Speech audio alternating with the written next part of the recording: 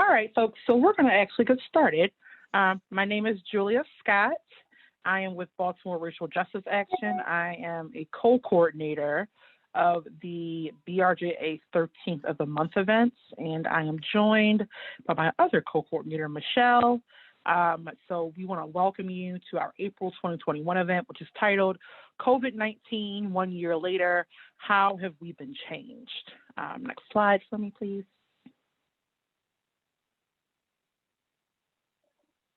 So just to kind of get with the mood, you are invited to get a beverage and a snack, to keep your laptop charger close by, possibly get some pen and paper. We will possibly be journaling. And then, of course, setting aside anything that may distract you, especially with this one, because we're going to be talking a little bit more. It's going to be more of a conversation. Next slide.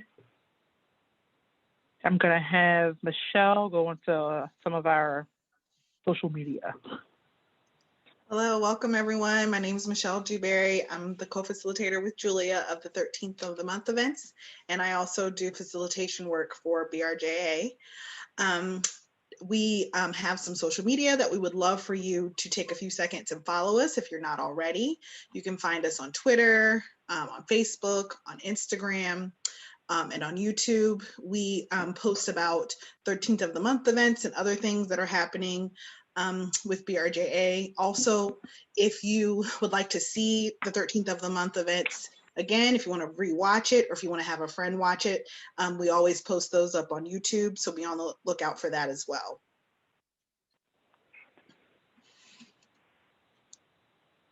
A little bit about us here at BRJA. Baltimore Racial Justice Action is a network of Maryland individuals committed to social transformation with an emphasis on racial equity. BRJA was founded in 2003, but has its roots in the Agents of Change workshops that began in 1996. BRJA is a program of Fusion Partnerships, a nonprofit organization.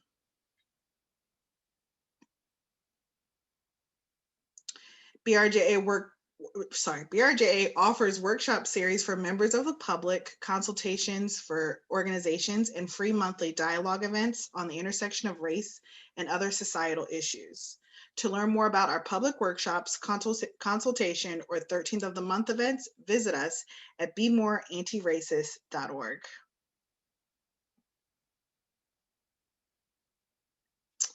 So we are a nonprofit. We're always, welcoming donations, anything that people are willing to give. You will be able to give, before the end of this event if you feel so led. If you would like to donate, you can also visit our website at bemoreantiracist.com/donate.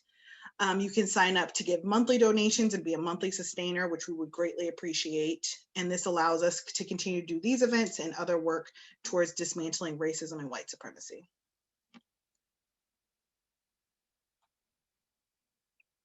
And I'll turn it back over to Julia. All right, so thank you, Michelle.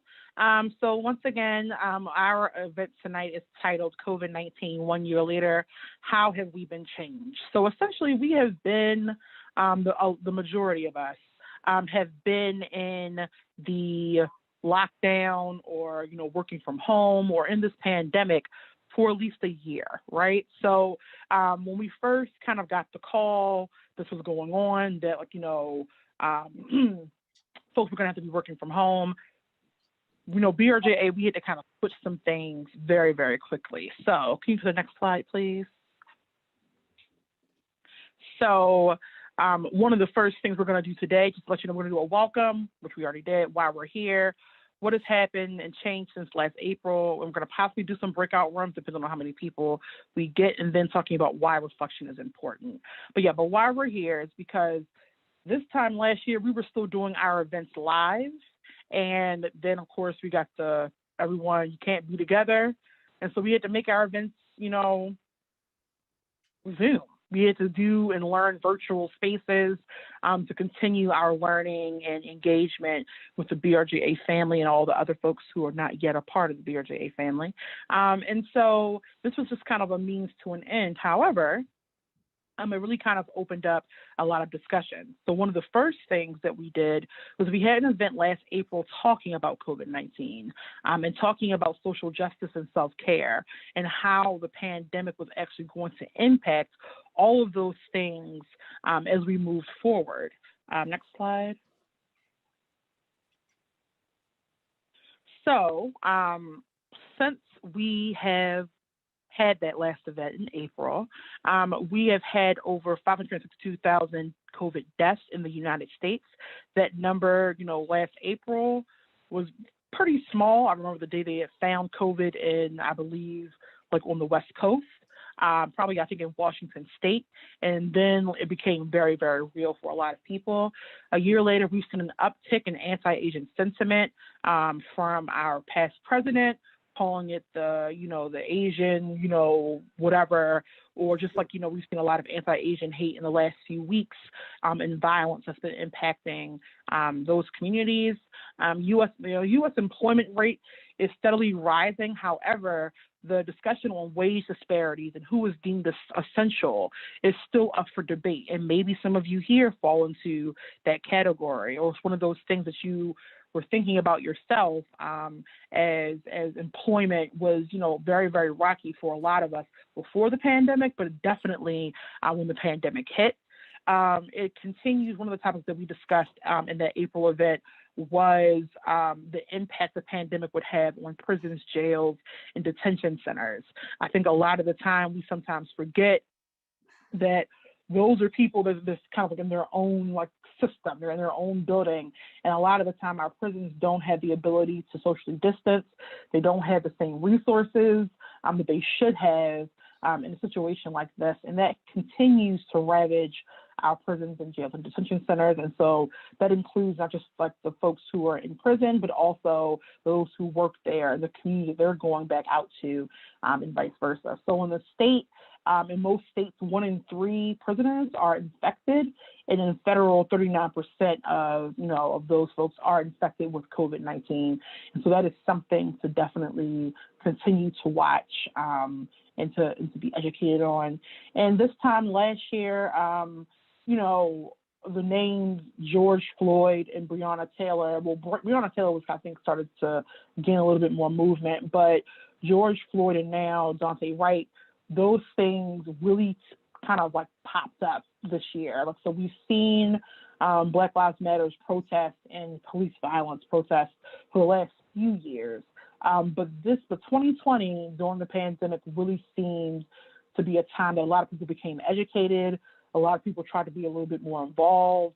Now whether that was, successful, and that's a whole other kind of possible event. But it was certainly a source of focus during the COVID-19 pandemic, which is still happening. Next slide. And one of the things that we continue to see as well is the increased vulnerability of Black people or low-income people and immigrants during this time, whether that be from employment, whether that be from healthcare.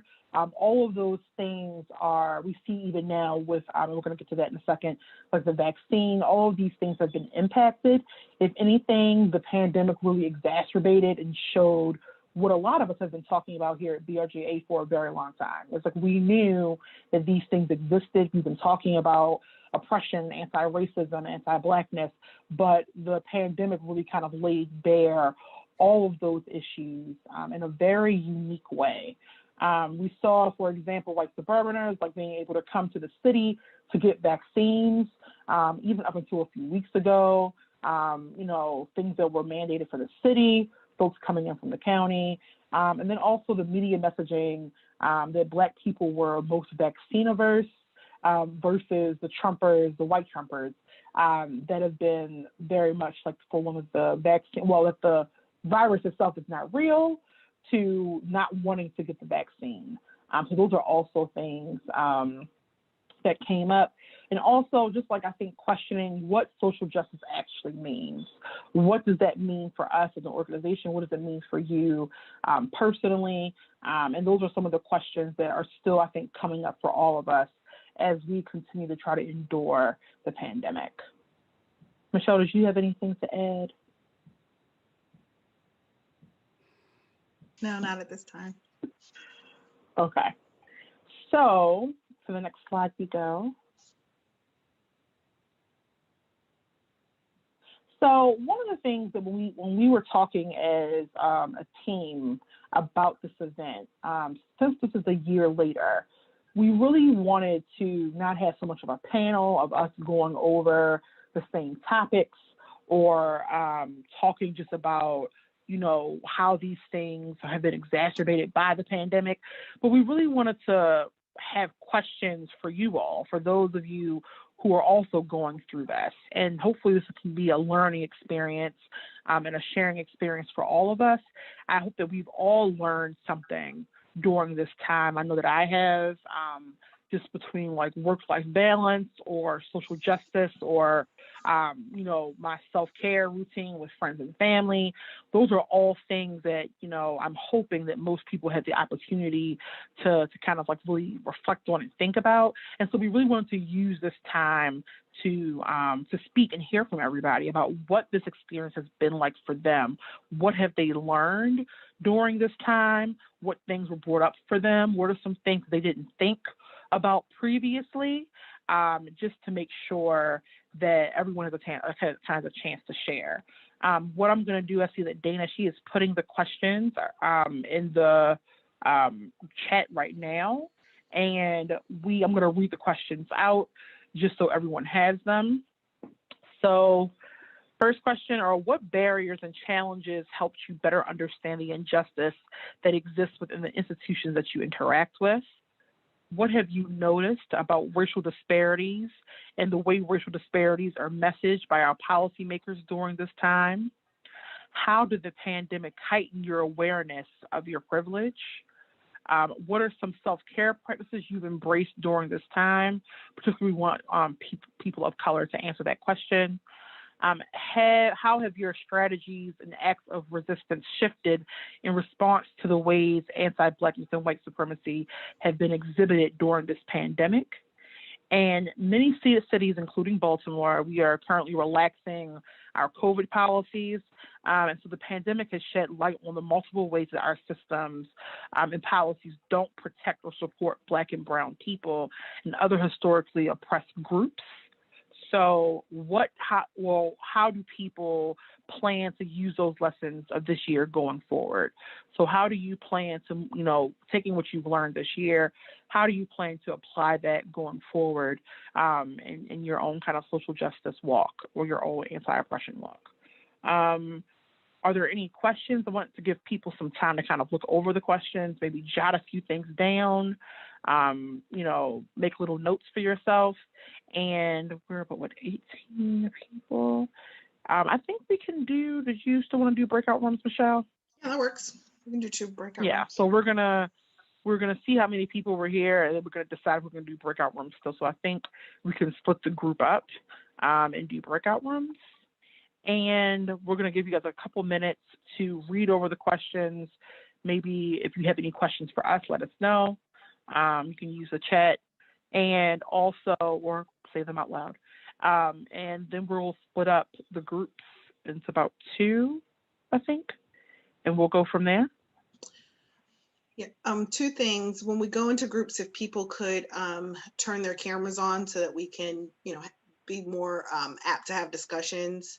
And then the other thing was, you may not have access to the questions in the chat when you go into the breakout rooms. I'm not sure if you do or not. So if people want to take any notes or screenshot whatever about the questions, just in case you don't have access to them when you go into the breakout rooms.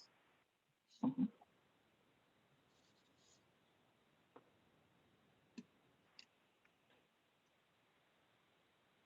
All right, so it's 6:22. We're going to give folks a few to jot down those questions. We'll take a picture of the questions on your phone. I know I do that sometimes during meetings. And then I'm going to have Dana split us up into breakout rooms, and we will have a let's conversation once we're there.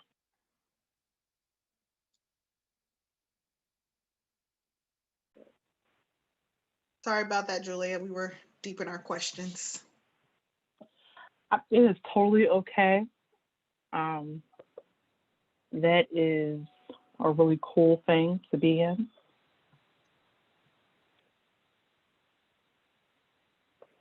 So while you guys were like finishing up, we were just asking the last question about, COVID policies being relaxed and folks are kind of trying to get back to, like kind of normal, quote unquote, pre-pandemic um, kind of, ways of living. And so how do people plan to use the lessons that they've learned this year going forward? How do they plan to apply them to this new normal? And I think Anthony was speaking, but then he stopped because you all were coming back. But Anthony, you can continue. Um, I was just gonna say that I think one of my biggest takeaways is that what we have been told is not possible.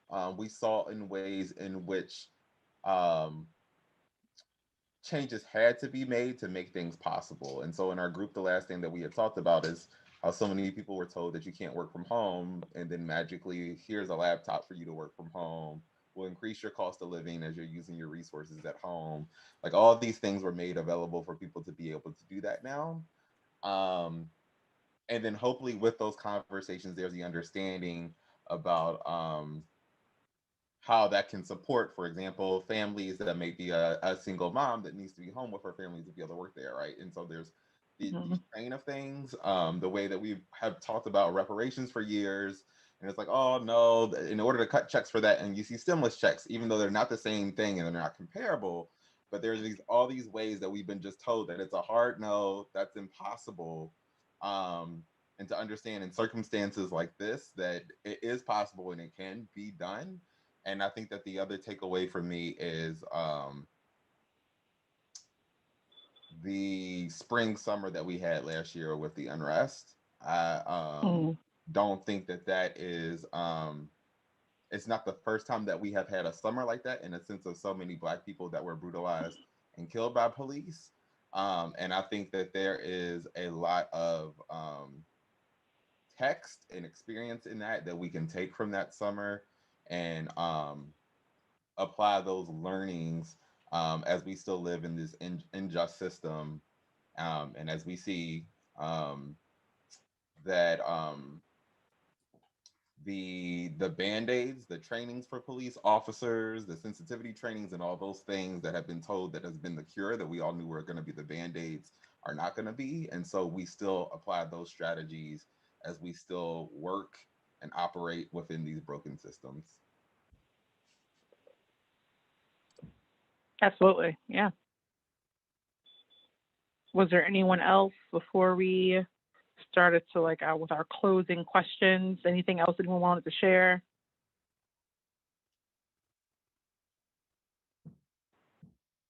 All right. So just to kind of get a little bit of oh, okay. Just to get a little bit of just kind of a temperature check. How did everyone feel about the breakout rooms and the questions that were asked? We can certainly like Michelle, if you want to share a little bit about your experience in the breakout room or anybody else. Yeah, I would say that it went well. I think this is the first time we've done really breakout rooms since we started doing virtual. I felt like we had a really good discussion. We could have talked longer.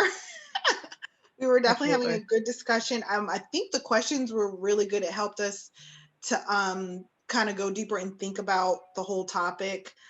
So many things were brought. I meant to take notes, but I was too busy, listening to everyone. But so many things were brought up in our group about just how inequities across the board in so many different um, areas of our society, and how it, obviously adversely affected Black and Brown people in this country. And just so many things that we talked about. How when we closed schools, there was a whole discussion about how kids now, all these kids don't have food, right? Like, just Mm-hmm. so many things were brought up that obviously have always been happening in this country, but that because of the pandemic, now we had to talk about it and figure out solutions Right. for it. So I think it went great.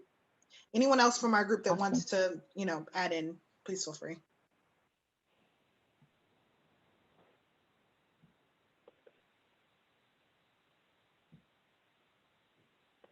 Anyone? It's okay if you don't. Yeah, I mean, I thought it was really good. Go ahead. No, I thought it was really good too, and like the questions, and I did take some notes. It was really helpful for me to like have it structured and really force myself to think about different points. Yeah, and naming everything. That was good. Absolutely. All right, so we're going to go to our next slide. And I'm going to read also from the chat. The questions led us to really think about impact systematically. Yes, so that is definitely something that we wanted to kind of bring out because so much of the issues, so many other things that came up out of this past year has been about the systems that continue to kind of like wreck and ravage a lot of the lives that we try to lead, and like the systems themselves need to be changed. So it's not just like those band-aids that Anthony was talking about, but that, like, you know, the system itself, will that be the education system that needs to be looked at, the policing system, our prison systems, those things have not been working for a very, very long time. And there's no amount of band-aids that we can put on it without kind of really getting to the structures itself. And that's the problem. And a lot of lies have been told about what is possible. I'll never forget when I got my first COVID check and I was like, oh, they just dropped money in my account. Like, so that's possible. It's just we were told that it's not. And so somebody was not telling the truth. And so if that's the case, we can be imagining a whole other world that is possible. And so I also see some questions, how to navigate bureaucracy during a pandemic. That is a good question. That's something that has definitely come up, I think, for myself. I'm not even really sure how to answer it correctly.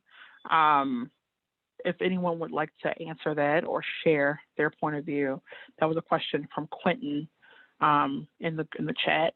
As we're kind of like starting to close out for like our reflections, I just wanted to just be a huge reminder that social change is usually a very long and difficult road. It is not something that comes easy. It is not a, you know, work hard on Monday and then Tuesday everything is perfect. But it's also important to remember while we're on this journey to always reflect on what we have learned and what we've experienced, so we know why we act the way that we do and how we act going forward. And that this was kind of the point, I think, of this event, that hopefully we've all learned a little bit more about the systems and the country that we live in, the privileges that possibly we have, the things that we don't, the people who have things that maybe we could assist with, and what can we do going forward to make positive impacts? How can we work in community with other people to make sure that things change? Those are all things that we have to do in order, I think, to really have the change that we want. It can't just be all go, go, go. Reflection is a part of liberation. And so part of that is having these kind of conversations, and whether that be venting or working with other people, that's always going to be necessary, I think, to change the world and see the world that we actually want to see. So I know that there's a question that's in the chat that Quentin had posed, but also just like for a few of you, I wanted to know, how does this reflection process feel for you? Like, I know for like myself, it was great hearing from other people about what they've been doing. I kind of shared what my friends and I have been doing to kind of get through this time together. And it's been very, very helpful to hear other people and what they've been going through. But what does this reflection process feel like for you?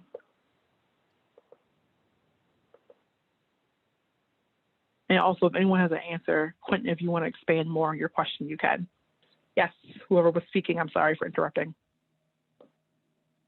I was it's Curtis, and I just wanted to say, first and foremost, be that, Quentin or anyone else out there who's lost someone or know of someone who has died as a result of, obviously, this whole pandemic has been a disaster when it comes to that. And my heart goes out to everyone who has lost someone or know of someone who's lost their lives. For me, as I reflect on the year of, I tend to really go to the positive aspects, right? And I always say to, I'm a supervisor and would always say to other staff, try to look at the positive, right? And try to look at the silver lining.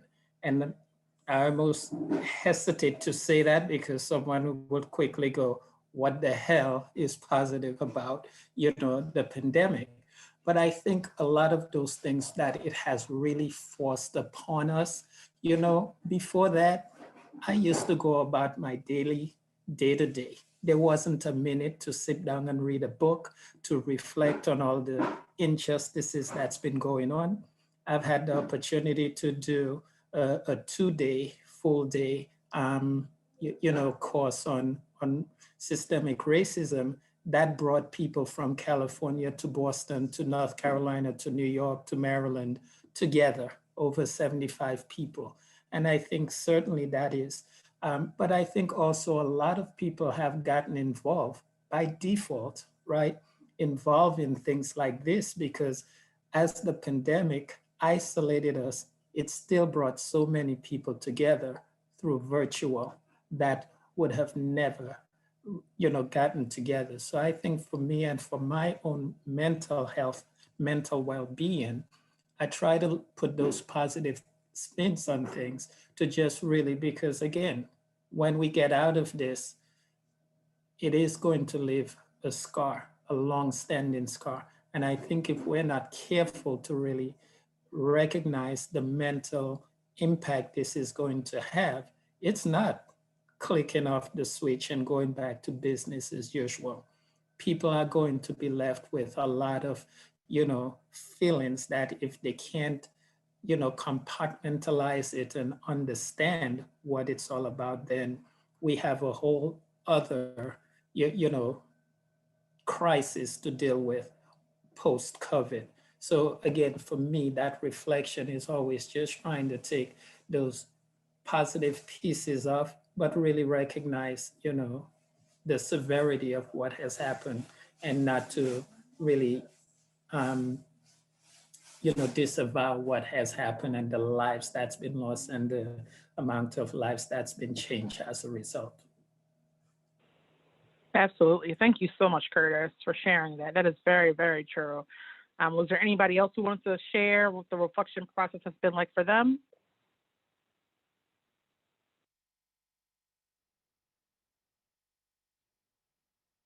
And that also includes the chat. I'm going to read this. This is from Bob.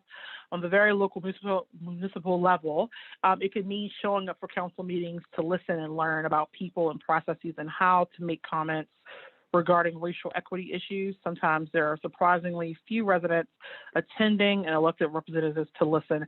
I am going to assume, Bob, that is an answer to maybe Quentin's question. So I hope that is helpful to Quentin and to other folks. Okay, cool. And Michelle, did you have anything you wanted to share? I just wanted to kind of piggyback off of what Kurt was saying about how he had time to take a racial equity class. And, I heard other people in our group kind of saying that they had more time for these types of things. And I just want us to make us all aware, you all may already be aware, that it's the trick of capitalism to keep us all busy, right? To keep us all busy working these full-time jobs or part-time jobs so that we won't pay attention to the inequities that are happening, right? So that we don't have time to go to a protests, right? So we don't have time to take a class. So I just want us to be aware of that and understand that is done intentionally for capitalism to keep us busy, go buy new things, go shop, go do this, right? So that you aren't paying attention to what's happening, as far as inequities in this country.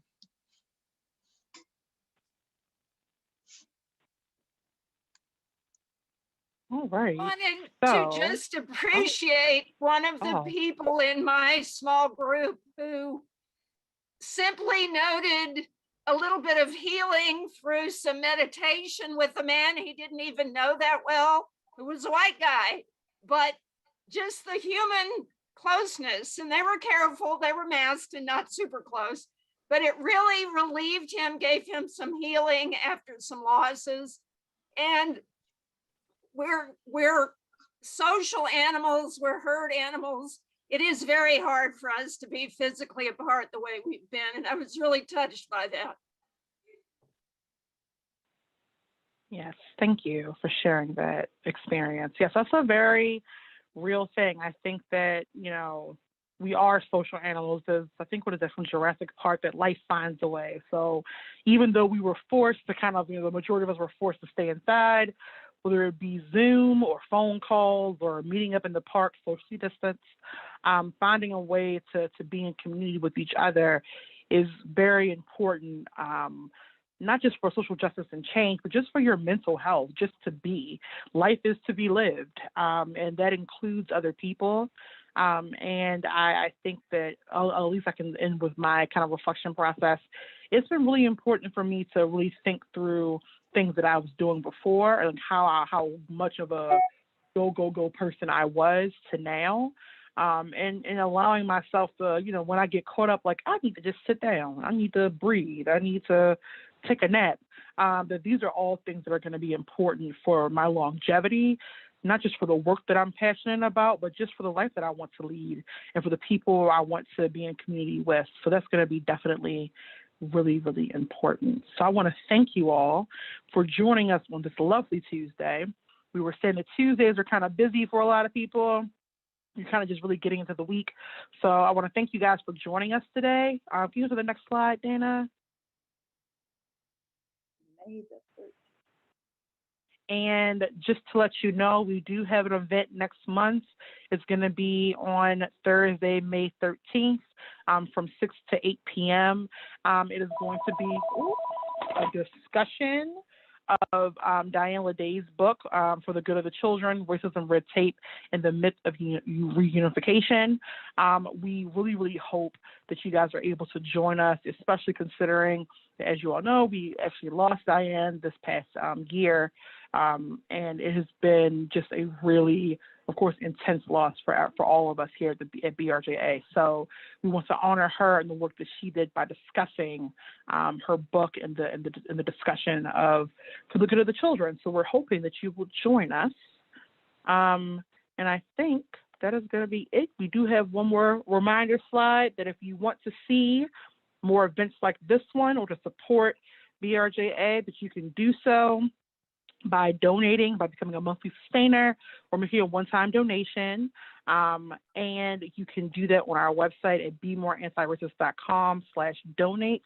You can also find out more about events like these and others on our social media, on our Facebook page, on our Instagram page, and on our YouTube page. So if you want to see this event or share it, you can do so there.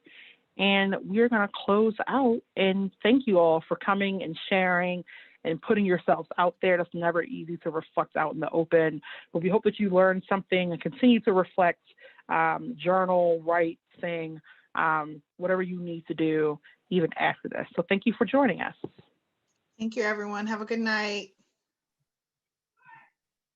Good night. Good night. Be safe.